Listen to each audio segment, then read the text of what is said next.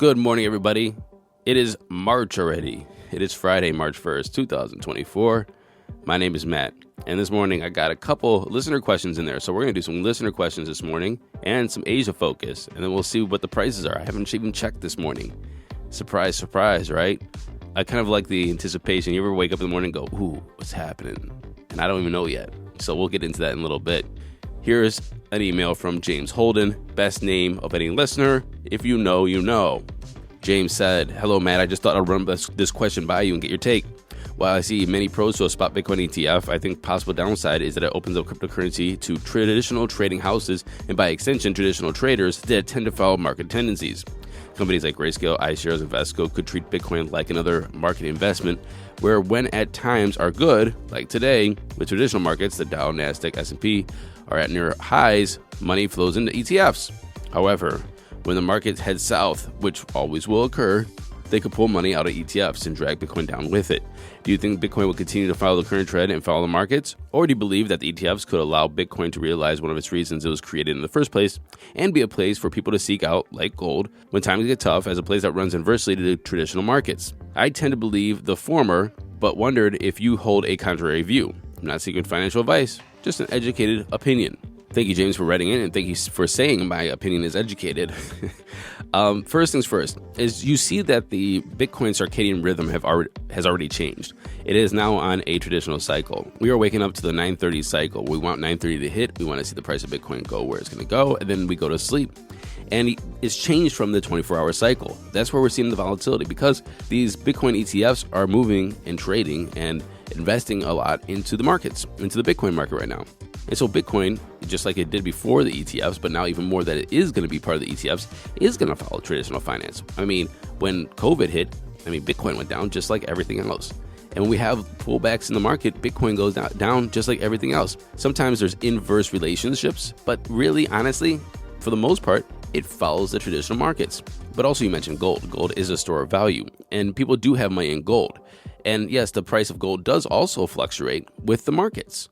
And so people are investing and speculating on the gold price and trading gold, but you're not seeing trillions of dollars of gold value wiped out because of the markets. People are still investing in the gold to have it part of their portfolio. And as we heard Jamison Lopp say a couple weeks ago, that brokers are still trying to figure out how much to allocate of their customers' funds into Bitcoin. It's going to be 1%, 5%, 10%. And those funds are not just going to be willy-nilly traded. They might reweight those portfolios depending on the risk and depending on the market, but it's not going to be just in or out of that market. You're going to see people with money in these markets, and we're going to have a base value of market cap for Bitcoin, yet there's also still going to be the speculative traders. However, I just want to point out that the market is a weighting system, and Bitcoin is not just like any other commodity. For example, if you're talking about oil, you can always find more oil. Oh, I found some oil in the shale underneath the lake in Canada. There you go. Now we're going to frack it and we have lots of oil. It's also not any other company where the market's weighing their product, their executive team, the market impact, or the profits of said company. You're not looking at the iPhone or a SaaS company and trying to figure out how that's going to relate to the global economy and to customers and, the longevity of the company and so on and so forth. So Bitcoin is different. And with that, I think we're going to have different reactions. And I also want to point out that Bitcoin's real value has never been its relationship to the US dollar or any other fiat. That has been projected onto Bitcoin by the markets. And so right now, Bitcoin goes up in price because, people are investing into Bitcoin and they're using it as investment tools. The real value of Bitcoin is 1 Bitcoin equals 1 Bitcoin. And that's because of the network, the algorithm, transparency, the supply cap, and so on and so forth. And so even though you have $100,000, $500,000, $1 million Bitcoin, the denomination in fiat currency is not the value of Bitcoin. Yes, it's been a very good performing investment, but this has been the way of self-sovereignty, of money, of fiat, of transactions, of a way to get money out of the hands of government and the government control and the Federal Reserve's control.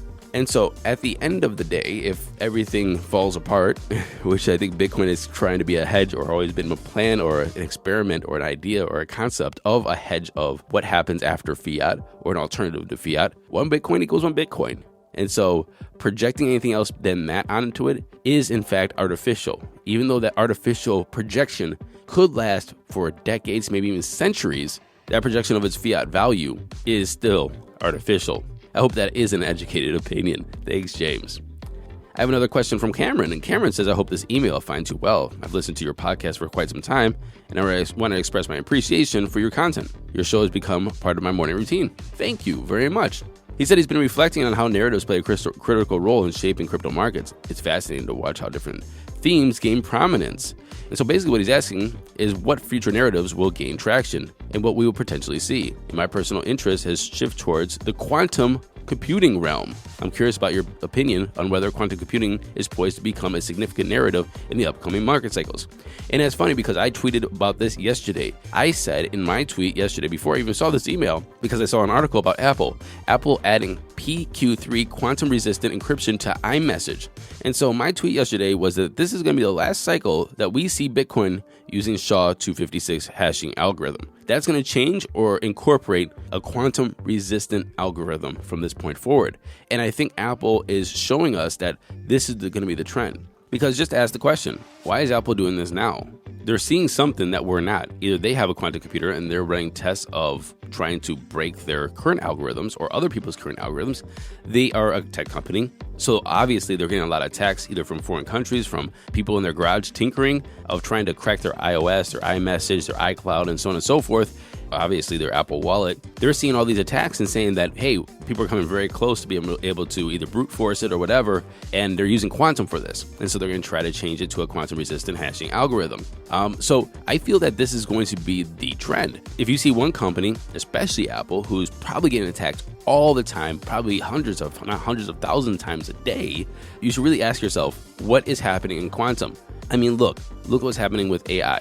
AI has went from Will Smith eating spaghetti a year ago to Sora coming out and making us go, wow, you can make a video with a prompt and it looked that damn good.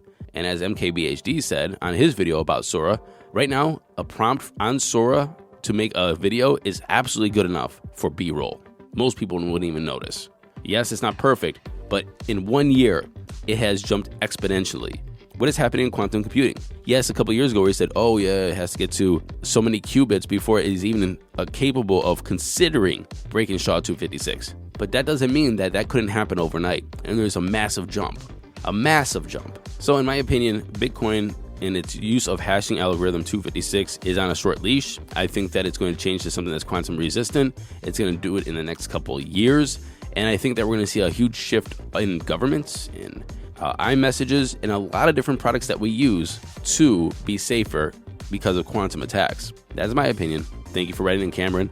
But as I'm recording this, I think that you might be asking about tokens and investments as well.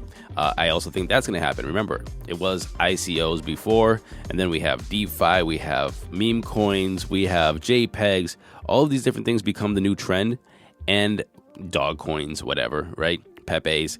But I also said, and I predicted this 2 years ago, I said the next new coin is going to be AI coins. And they're jumping off. They're popping off. AI coins will be the next meme coin, the next JPEG, the next DeFi protocol that's going to go up exponentially because of speculation. And I remember some listener was like, you don't know what you're talking about. That's why I'm going to stop listening to you, because what's an AI coin? And I guess I was right. And I think that if you're talking about investment, I think there will be quantum tokens as well. Either tokens linked to certain quantum computers, to the certain quantum computing companies, or tokens that are going to be used to use quantum computers. So, for example, somebody has a very powerful quantum computer in somewhere, right? Let's just call it Apple or Google, and people want to use the quantum computer to run experiments or whatever. They might have tokens out there that you can buy, sell, or trade, or somebody might have tokens that you can buy, sell, and trade to buy time or space within the quantum computer to use it. And that could be a commodity as well. Anyway, I think that there will be quantum tokens out there that we can ape into. And now, with the longest intro ever, let's get into Asia Focus with Sarah Kwan. The Hong Kong-based subsidiary of HTX, formerly known as Huobi, has withdrawn its application for a virtual asset trading license according to a notice on the Securities and Futures Commission's website in Hong Kong, which is only 3 days after it was submitted. Last June, CoinDesk reported that Justin Sun predicted HTX, then Huobi, could receive a Hong Kong crypto trading license in about 6 to 12 months. Of course, there's a plot twist. In fact, they resubmitted their application in a matter of a couple of hours. This is a response for Hong Kong SFC's announcement saying that unregistered crypto platforms must register by February 29th or close their businesses by May 31st, 2024. Apart from this, I've added another article in the show note contemplating very plausible possibility of Hong Kong being over as the financial hub in Asia. Hong Kong has always been the go-to place for Asian economy, even before cryptocurrency and all, tied to the relationship with mainland China. But that relationship is not as free or meaningful as before because Hong Kong doesn't have any sovereignty anymore. It is very, very painful for me to say this out loud, believe me, but that's just how it is. People I know from China also mention a lot about Hong Kong becoming just another city in China right now. It became significantly easier to get in and out of Hong Kong from mainland, and also there is no really Hong Kong native culture or vibe much left. All from Hong Kong having come home to their motherland, China. South Korea's ruling People Power Party has indefinitely delayed its proposal to ease cryptocurrency restrictions, including lifting the ban on local spot Bitcoin ETFs, as per local sources. Earlier this month, there were reports that the governing party, People Power Party, was crafting election promises to delay taxing crypto profits, permit domestic institutions to introduce spot Bitcoin ETFs, and invest directly in cryptocurrency. Asia Focus in Daily Crypto News also covered this story. I did give you the prediction that it's not going to happen. The People Power Party reportedly removed virtual assets from its policy priorities as the party, led by Representative Yuan intended to announce a virtual asset pledge last week, but has postponed it indefinitely. This party considered a proposal to suspend the taxation of crypto assets for 2 years and allow corporate entities to invest in crypto assets directly, but the proposal was not finalized due to the lack of sufficient consultation with relevant ministries and the risk of significant losses, especially for corporate entities. Yada, yada, yada. Anyways, they just didn't want to do it. Told you, I'm not even disappointed to this party anymore. So we're back at zero. Looking forward to seeing other parties to suggest something at least though. I brought another interesting article written on fintechnews.sg summarizing how 10 APAC markets are navigating crypto regulations in 2023. First of all, we know we have nothing in South Korea, but enough of Korea. We have some noticeable markets like Japan, Singapore, Thailand.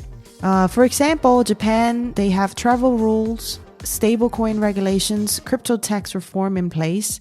In India, introducing AML registration for crypto service providers. Landing and staking was banned in Thailand. Crypto consumer protection rules, stablecoin framework was finalized in Hong Kong, etc., etc. It is a nicely summed up graphic and article, so make sure to check it out. The next article I'd like to introduce is about digital yuan, the OG CBDC in China.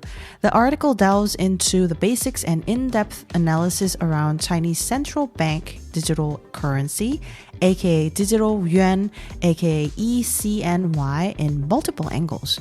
Opinions on the digital yuan vary widely, with some praising it as a significant advancement while others view it as a tool of oppression and evasion of US sanctions.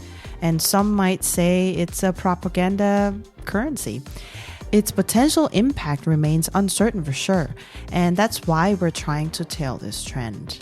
Originating from a project initiated by People's Bank of China, PBOC, in 2014, interest in central bank digital currency surged over time, leading to the formation of PBOC Digital Currency Research Institute in 2016. Despite being in its pilot phase since last 2019, the digital yuan now is initiated and used by quite a lot of people. And it has expanded within China and gained international exposure too during the events like 2022 Winter Olympics, etc. Yet it still represents a fraction of the monetary supply. I mean, it makes sense, right? Statistics from the PBOC indicate significant user numbers, but skepticism exists regarding unique user counts due to potential promotional incentives. And to be honest, don't get confused with big numbers coming from China, coming from PBOC, because in the country like China, nationwide initiatives are not that hard compared to any other democratic or typical capitalistic countries. The party just has to impose the rule, the rest usually follows. Technology point of view, the digital yuan operates without blockchain technology. And again, I emphasize CBDC in any country is really not cryptocurrency, and it's almost nothing to do with cryptocurrency. But they do employ some sort of smart contracts, allowing control over its usage, except the control is centralized, of course. It's now available for international transactions in commodities and cross-border payments and so on. It's a very comprehensive but quite long article, but it has a table of contents, so you might want to check it out according to your interest. That's all for today. Here comes the money. Here we go. Money talk. And the time is 10:08 a.m. Eastern Standard Time. Fear agrees at 85. Extremely greedy. Bitcoin sitting at $61,995, down 1.2% in 24, still up a measly 21.5% in 7. But do you understand what that means? It's 21.5% in 7, but we're talking about hundreds of billions of dollars, right? Hundreds of billions of dollars. Ethereum's at number 2 at $3,420, down 1.2%, still up 16.3 in 7. Tether's number 3, Binance is at 405, down 0.6%, and Solana's number 5 at 332, up 1.5%. Running off the top 10, we have XRP, USDC, Cardano, Dogecoin at 12.6 cents, down 2%, still up 50% in 7, and Avalanche is number 10 at $42, even, down 2.4%. The total market cap is down 1.1% at $2.3 trillion. We have a Bitcoin dominance of 51.8. Nope, that's a lie. We have a Bitcoin dominance of 52.8 and an ETH dominance of 17.8. And that was our show today. I will see you maybe later today with another episode or tomorrow. But until then, happy hodling, everyone.